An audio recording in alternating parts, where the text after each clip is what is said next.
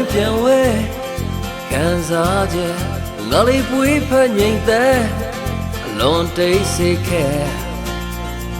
ရင်ခုန်နေတာနှင်းရှိလို့ယုံကြည်ချက်သစ္စာတရား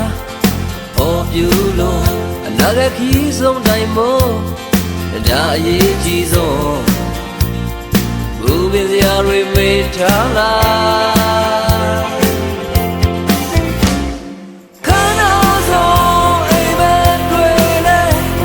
အတွေ့တော်ရဲ့ဒီစီဝဲဆက်တွေ့တွေ့နေစားခဏဆုံးအိမ်ပဲတွေ့လေအတွေ့တော်ရဲ့ဒီစီဝဲဆက်တွေ့တွေ့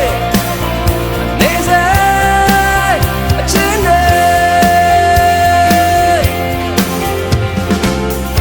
တရားလာရဲ့ရောင်နဲ့လေးညံတို့အပြိုင်ဆိုင်ပူးပွင့်နေတဲ့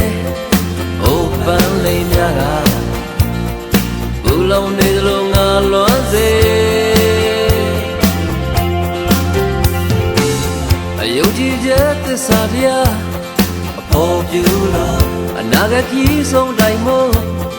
ဒါအရေးကြီးဆုံးဘူပင်စရာတွေမေးထားလား